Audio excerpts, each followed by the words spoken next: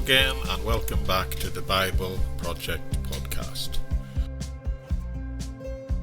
Today we've reached Genesis chapter 4, and we'll be looking at the first 5 brothers, and I've called today's talk A Tale of Two Brothers.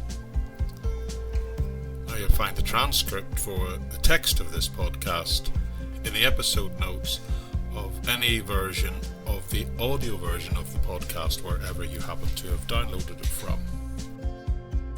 Now, most people are familiar with the story at the beginning of chapter 4 because it tells the story of Cain and Abel and how one brother murdered another.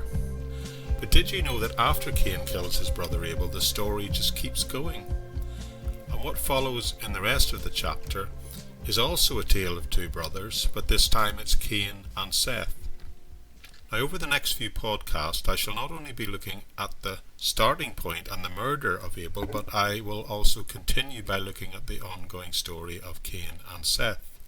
Because these two brothers, these two men are important because they set the tone for the entire human race ever since.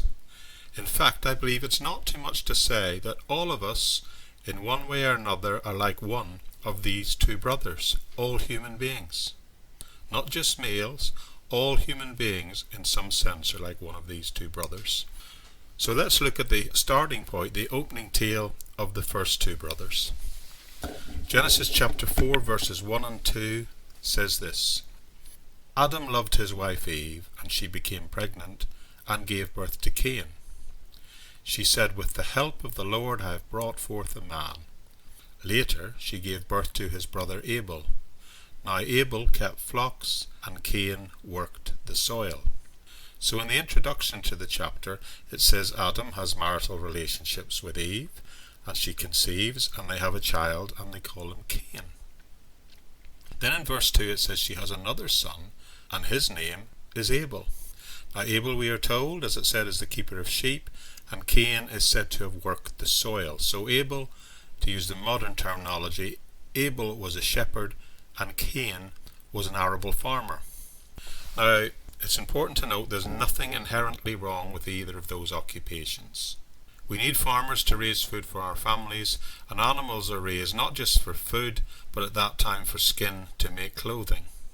But the plot now thickens, so let's read the next few verses, verses 3 and 4. In the course of time, Cain brought some fruits of the soil as an offering to the Lord, and Abel also offered an offering, fat portions from some of the firstborn of his flock. The Lord looked with favour on Abel and his offering. So the brothers are both occupied with producing fruit and edible plants and the caring of animals. So when it comes to a time where they're prompted to make a sacrifice, we are told they both do that and they bring sacrifices. Cain is seen to bring forth the fruit of the ground, and Abel, it says, brings the firstborn of the flock and the fattest, which could be translated as he brought the best that he had. But now it gets really interesting, because we are told in the middle of verse 4 that the Lord respected Abel and his offering, but in the next verse, verse 5, it says this: But on Cain and his offering he did not look with favour. That's God. So God did not look with favour. And it continues, so Cain was very angry and his face was downcast. So what's going on here? They both brought a sacrifice. It's usually noted and said that Cain brought a bloodless sacrifice and that Abel brought a blood sacrifice. And that's the difference that's going on here.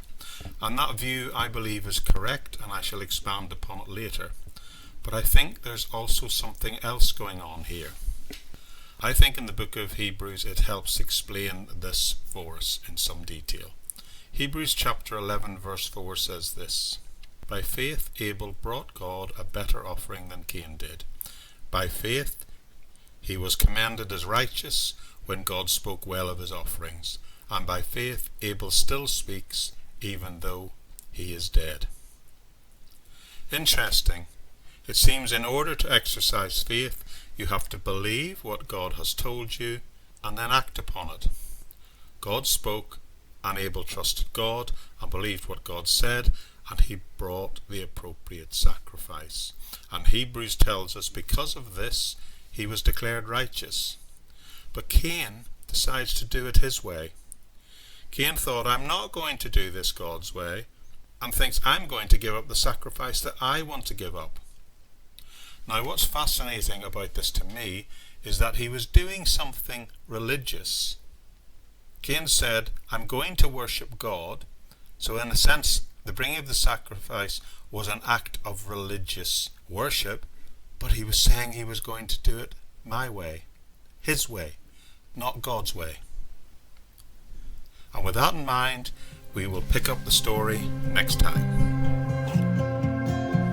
Okay everyone, that's it for this time. Thank you for joining me. Now the place to go to connect to this and any other ministries I'm involved in is the podcast notes section of the audio podcast on the Buzzsprout website, or by looking in the episode notes section on whatever app provider you use.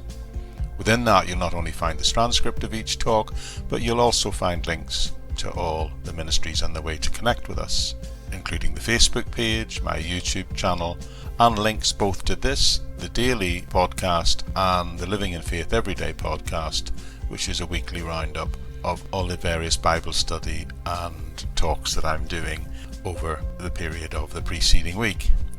You'll also find links there to my SoundCloud and my Bandcamp page, where I create the background music and the sound design of these podcasts. But with that, all I'd like to say is thank you for joining me, and I hope to join with you again very soon.